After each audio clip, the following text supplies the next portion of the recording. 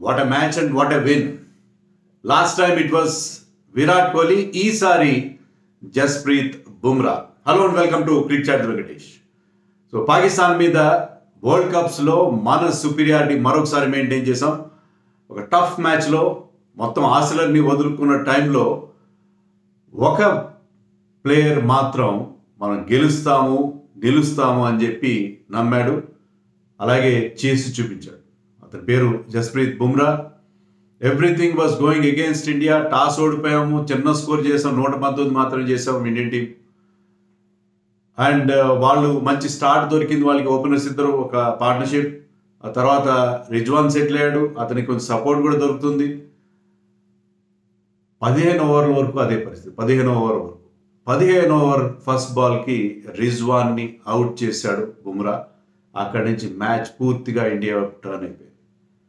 Bumrah genius of Jasprit Bumrah. దానివల్ల మనం గెలిచాం. Everything was against India. కానీ మనకి దగ్గర ఒకే ఒక అస్త్రం ఉంది. ఆ అస్త్రం పేరు బుమ్రాస్త్రం. బుమ్రా గెలిపించిన మ్యాచ్ ఇది. సో అతని లాంటి ఒక బౌలర్ టీంలో ఉంటే ఎలాంటి మ్యాజిక్ జరుగుతుంది, అలాంటి మిరకిల్స్ మనం సాధించగలం అనేది ఇక్కడ ఖచ్చితంగా ప్రూవ్ అయింది. 119. ఇండియా ఎప్పుడు కూడా ఇంత చిన్న స్కోర్ని T20స్లో డిఫెండ్ చేయలేదు. 119 చేసి గెలవడానికి గతంలో ఎప్పుడు జరగలేదు. అందులో ఇంత క్రంచ్ మ్యాచ్, ప్రెషర్ మ్యాచ్లో ఖచ్చితంగా అంత ప్రెషర్స్ ఉంటుంది బౌలర్స్ పైన. బుమ్రా ఒక్కడే కాదు, మిగతా బౌలర్స్ కూడా అతనికి మంచి సపోర్ట్ ఇచ్చారు. కానీ ఆ కటింగ్ ఎడ్జ్, ఆ కిల్లర్ పంచ్ ఎవరు ఇచ్చారంటే బుమ్రా ఇచ్చాడు. అతను వేసిన 3 స్పెల్స్ కూడా టెల్లింగ్ బ్లోస్. 3 స్పెల్స్లో వికెట్స్ తీశాడు, 3 వికెట్లు తీశాడు. 14 రన్స్ మాత్రం ఇచ్చాడు తన 4 ఓవర్లో. 15 డాట్ బాల్స్ వేశాడు. సో తీసిన 3 వికెట్స్ అవి చాలా చాలా క్రూషియల్ వికెట్స్. ముఖ్యంగా అతను వేసిన 19th ఓవర్లో జస్ట్ 2 రన్స్ ఇచ్చాడు. Just 2 runs and 1 wicket. And that settle the issue. ఆఖరి ఓవర్లో 18 రన్స్ కావాలి. సో ఏ బౌలర్ వేసినా కూడా 18 రన్స్ చేయడం, అందులో పాకిస్తాన్కి అప్పుడున్న బ్యాటర్స్ దృష్టిలో పెట్టుకుంటే అతి కష్టమైన విషయం. సో 19th ఓవర్లోనే ఇండియా వైపు మ్యాచ్ పూర్తిగా మలుపు తిప్పాడు. అంతకుముందు 15th ఓవర్లో, తర్వాత తన మొదటి spell. So it was Bumrah's victory. Last time ఇంతకుముందు చెప్పినట్టుగా విరాట్ కోహ్లీ ఓడిపోతున్న మ్యాచ్లో మనకి గెలిపించి పెట్టాడు. 82 నాట్అవుట్ ఆఫ్ 53 బాల్స్. ఈసారి బుమ్రా, నాకైతే మ్యాచ్ పోయిందని అనుకున్నాను. మ్యాచ్ గెలుస్తాను ఏమాత్రం ఏ కోశాన్ని నాకు నమ్మకం అయితే లేదు. ఎందుకంటే చేసిన స్కోర్ చిన్నది. Pitch was better compared to the other pitches. ఈ వెన్యూలో జరుగుతున్న మిగతా పిచెస్ కంపేర్ చేసి బెటర్ పిచ్. అదే మ్యాచ్ బాబర్ చెప్పాడు, ఓడిపోయిన కెప్టెన్ చెప్పాడు, గెలిచిన మన రోహిత్ శర్మ కూడా అదే మాట చెప్పాడు. Pitch was better compare to the previous matches, అక్కడ జరిగిన ప్రీవియస్ మ్యాచెస్. సో అక్కడ 119 చేసి దాన్ని డిఫెండ్ చేసుకోవడం ఏంటి, ఆశామాషి విషయం కాదు కదా. But Bumrah and he was ably supported by Siraj, Hardik Pandya, Harshdeep Singh and the 2 spinners. So అందరూ కలిసి బ్రహ్మాండం విజయించారు. మంచి క్యాచ్లు తీస్తున్నారు. ఇనీషియల్గా 1.5 ఛాన్సెస్ డ్రాప్ అయినాయి చెప్తాను. ఒక ఈజీ క్యాచ్ డ్రాప్ చేశాడు శివం దుబే. ఒక tough return catch, tough one, that was Siraj drop చేసి ఇమీడియట్గా నెక్స్ట్ ఓవర్లో. సో ఏంటి అంతా ఏది కలిసి రావట్లేదు అనుకున్న టైంలో అన్నీ కలిసి వచ్చేలా చేశాడు బుమ్రా. టాస్ ఓడిపోవడం, మ్యాచ్ బాగా లేట్ అయింది, మీకు తెలుసు, బాగా లేట్ అయింది, వర్షం వల్ల లేట్ అయింది. లక్కీగా ఓవర్స్ అవి రెడ్యూస్ కాలేదు. గ్రౌండ్ ఇన్ టైంలో రెడీ చేయగలిగారు అక్కడ local groundsmen. That we have to appreciate. Overs అయితే నష్టం జరగలేదు. మ్యాచ్ లేట్గా స్టార్ట్ అయింది. ఓవర్ కాస్ట్ కండిషన్స్ ఉన్నాయి. అక్కడ టాస్ గెలవడం చాలా ఇంపార్టెంట్. ఎందుకంటే ఫస్ట్ ఇన్నింగ్స్లో చిన్న స్కోర్ వస్తుంది. సెకండ్ బ్యాటింగ్ టీంకి డెఫినెట్గా అడ్వాంటేజ్ ఉంటుంది. ఒకవేళ వర్షం వచ్చి టార్గెట్ రెడ్యూస్ అయినా సెకండ్ బ్యాటింగ్ టీంకి తమ టార్గెట్ తెలుస్తుంది కాబట్టి వాళ్ళకి ఈజీగా ఉంటుంది. బ్యాటింగ్ సెకండ్ చాలా అడ్వాంటేజెస్ పొజిషన్. కానీ ఇండియాకి అడ్వాంటేజ్ దక్కలేదు. బాబర్ టాస్ గెలిచాడు. అండ్ సెకండ్ ఓవర్లోనే విరాట్ కోహ్లీ అవుతాడు. Virat Kohli tremendous record against Pakistan in T20 world cups మనం చెప్పుకున్నాం ఒక వీడియోలో. కానీ ఇక్కడ విరాట్ కోహ్లీ సెకండ్ ఓవర్లోనే నసీం షా బౌలింగ్లో ఒక వైడ్ డెలివరీ ఆడే ప్రయత్నం అవుతాడు. పెద్ద బౌండరీ కొట్టచ్చు అంటున్నాడు, కానీ could not clear cover point. So Virat Kohli out అవడంతో మనకి పెద్ద set back. Rohit Sharma look good, ఒక 4-6 కొట్టాడు. ఇంకా 6 was tremendous against shine Afridi. Shine Afridi left arm pacers అతనికి వీక్నెస్ అది ఇది అనుకున్నాం కదా, బట్ రోహిత్ కూడా తొందరగానే అవుట్ అయ్యాడు. అండ్ నెంబర్ 3లో వచ్చిన Rishabh Pant was looking good. అతను కొంచెం ఛాన్సీగా కనిపించాడు. He was playing some fancy shots ఆడుతున్నాడు, ఛాన్సెస్ తీసుకుంటాడు. పిచ్ అంత ఈజీ కాదు. అతనికి ఆ రోల్ ఇచ్చారు, టీమ్ మెయిన్ రోల్ ఇచ్చిందంటే go for your shots, go and express yourself. So అతను రిస్క్ తీసుకున్నాడు, హై రిస్క్ గేమ్ ఆడాడు. అది కొంతవరకు డెఫినెట్గా ఫలితం ఇచ్చింది. కొన్ని ఛాన్సెస్ హాఫ్ ఛాన్సెస్ మిస్ అయినాయి, బట్ 40 చేశాడు. అండ్ నెంబర్ 4లో అక్షర్ పటేల్ వచ్చాడు. Of all the people Akshar Patel, nobody thought Akshar Patel will bat at number 4. కానీ దానికి ఒక రీజన్ కూడా ఉండొచ్చు బహుశా. ఏంటంటే Sunil Narine success. Sunil Narine basically bowler, అతన్ని ఓపెనర్గా పంపిస్తే కేకేఆర్ మంచి రిజల్ట్ ఇచ్చారు. ఇక్కడ కూడా ఈ టఫ్ పిచ్ పైన అక్షర్ పటేల్ అవుట్ అయినా పర్వాలేదు, వెళ్ళి bowlers line and line disturb చేయాలి పేస్ బౌలర్స్కి అని చెప్పి అతను పంపించారు. సో ఇద్దరు left handers facing those two left arm pacers. That was maybe an idea. Left arm పేసర్స్కి అగేన్స్ట్గా లెఫ్ట్ హ్యాండర్స్ని ఆడించినప్పుడు ఒక ఐడియా బహుశా. సో అక్షర్ ఆల్సో ఒక 6 కొట్టాడు. అక్షర్ కూడా క్విక్గా కాకపోయినా 21 రన్స్ చేశాడు. సో ఇద్దరి మధ్య ఒక పార్ట్నర్షిప్ అయితే వచ్చింది. అంతా బాగానే ఉంది, యాక్చువల్గా అంతా బాగానే ఉంది. ఛాన్సెస్ తీసుకున్నాడు రిషబ్ పంత్, కొన్ని బౌండరీలు వస్తున్నాయి. 6-4 కొట్టాడు, 6 కొట్టాడు, 4 కొట్టాడు. తన డీప్ మిడ్ వికెట్ బౌండరీని టార్గెట్ చేశాడు. Left arm spinner Imad Srinivas అతని మీద అటాక్ చేశాడు, కౌంటర్ అటాక్ చేశాడు. బాగానే ఉంది. 11 ఓవర్స్ వరకు బాగానే ఉంది. 11 ఓవర్స్ దగ్గర మన స్కోర్ ఎంత, 89 అనుకుంటా,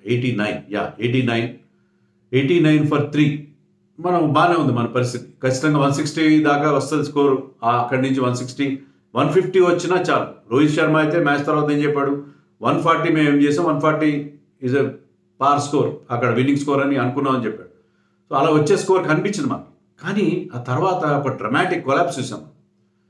30 రన్స్ తేడాలో 7 వికెట్లు పడ్డాయి. Batting was difficult. ఎండ కావడం మొదలుపెట్టింది, మబ్బులు తొలగిపోయినాయి, కానీ బౌండరీలు రావట్లేదు, వికెట్స్ పడుతూనే ఉన్నాయి. మహమ్మద్ అమీర్ అవుట్ చేశాడు రిషబ్ని, అతనికి 2 వికెట్లు వచ్చినాయి. చివరిలో హరీష్ రావు స్టార్టింగ్లో కాస్త ఎక్స్పెన్సివ్ అయిన హరీష్ రావు లాస్ట్లో 3 వికెట్లు తీశాడు. నసీం షాకి 3 వికెట్స్. సో వాళ్ళ పేసర్స్, వాళ్ళకున్న quality pacers, they were calling the shots. Suryakumar out అయిపోయాడు తొందరగా. ఎవరు కూడా, Shivam Dube totally out of touch. Shivam Dube అసలు అతని బ్యాడ్ ఫామ్ కంటిన్యూ అవుతున్నట్టుగానే అనిపించింది. Shivam Dube was totally out of shots.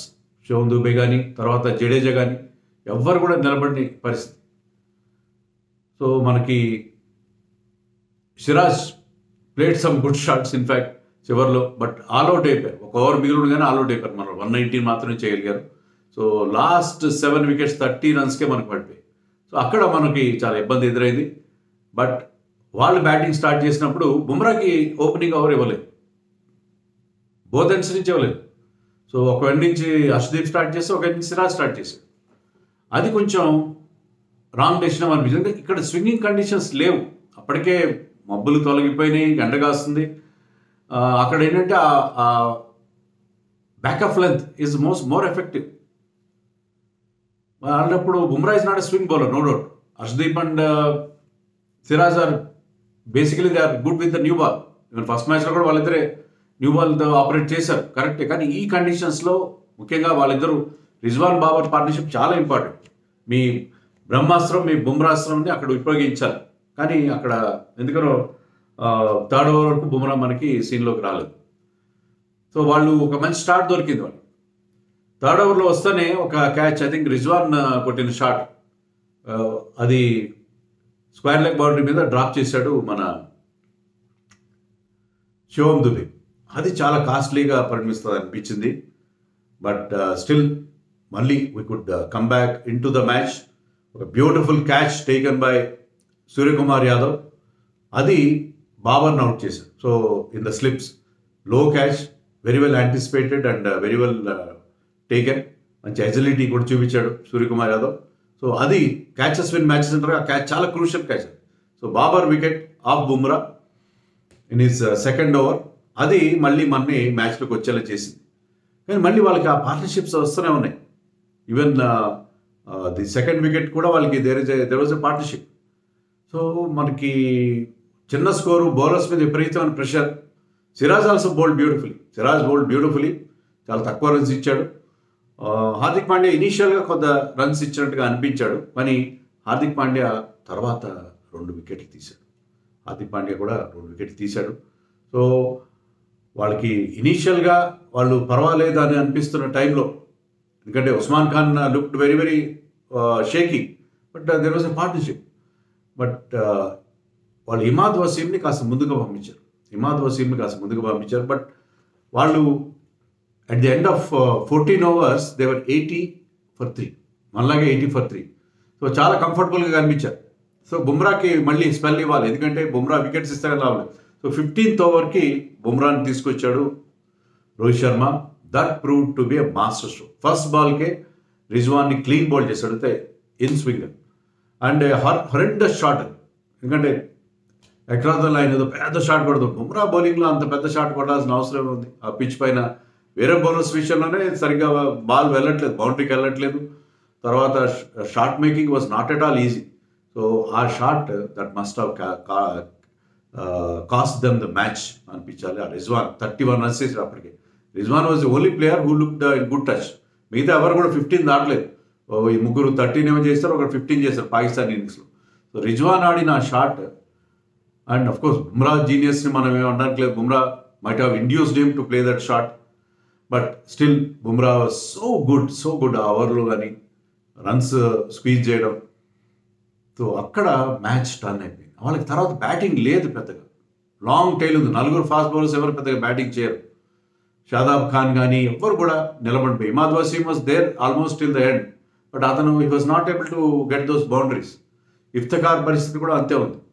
So వాళ్ళకి ఆ బ్యాటింగ్లో డెప్త్ లేకపోవడం అనేది మనకి క్లియర్గా కనిపించింది. వాళ్ళు ఎక్కువగా 4 ఫాస్ట్ బౌలర్స్, 2 స్పిన్ బౌలింగ్ ఆల్రౌండర్స్తో వెళ్ళారు. So they just went to the match. Keeper కాక 4 స్పెషలిస్ట్ బ్యాటర్స్తోనే వెళ్ళారు. సో అది చాలా కాస్ట్లీగా పరిణమించిందేమో అనిపించింది వాళ్ళకి. But anyway batting was not at all easy, and bowlers అందరూ కూడా they rose to the occasion. Harshdeep కావచ్చు, సిరాజ్ కావచ్చు, అందరూ కూడా టైట్ బౌలింగ్ వేశారు. హార్దిక్ పాండ్యా కూడా 2 వికెట్స్ తీశాడు. షార్ట్ బాల్ని చక్కగా యూజ్ చేశాడు, bowling into the wicket and getting those wickets. So allowing the pitch to do the rest. So pitchలో ఉన్న అడ్వాంటేజ్ని ఉపయోగించుకున్నాడు Hardik Pandya, bowled intelligently. And Harshdeep కూడా లాస్ట్ ఓవర్ బాగా వేశాడు, లాస్ట్ ఓవర్లో వికెట్ కూడా తీశాడు. Siraj also was effective. Wicket రాకపోయినా అతను బుమ్రా తర్వాత అతను వెరీ వెరీ ఎకనామికల్. సో అన్ని విధాల మన బౌలర్స్ అండ్ క్యాచ్లు కూడా తర్వాత అన్ని పట్టినారు. And Rishabh Pant was exceptional. He was very good with the keeping gloves. So India అన్ని రకాలుగా, అండ్ రోహిత్ శర్మ తన రిసోర్సెస్ని చాలా చక్కగా యూజ్ చేశాడు. Not to forget the spinners, ముఖ్యంగా అక్షర్ పటేల్ బౌల్డ్ బ్యూటిఫుల్లీ. ఒక వికెట్ తీసేయడమే కాకుండా చాలా టైట్ బౌలింగ్ చేశాడు. Even Ravindra Jadeja was economical. So అందరూ కాంట్రిబ్యూట్ చేశారు, and they were handled very well by Rohit Sharma. And the best side was Rohit Sharma hugging and lifting Hardik Pandya. వాళ్ళిద్దరి మధ్య ఏదో ఉన్నాయనుకున్నాం కదా, ఏం లేదు. సో ఇండియన్ టీమ్ ఇలాంటి ఒక టఫ్ మ్యాచ్లో గెలిస్తే అది టీమ్ స్పిరిట్ వైజ్ చాలా ఇంపార్టెంట్. సో బౌలర్స్ గెలిపించారు మ్యాచ్, ఒక చిన్న స్కోర్ని డిఫెండ్ చేశారు. So it was wonderful display by India. అస్సలు గెలవాలనుకున్న టైంలో 15th ఓవర్ మళ్ళీ 19th ఓవర్ వేశాడు బుమ్రా. 2 రన్స్ మాత్రమే ఇచ్చాడు, వికెట్ కూడా తీశాడు. సో బుమ్రా బౌలింగ్తో ఈ మ్యాచ్ గెలిచేసాం.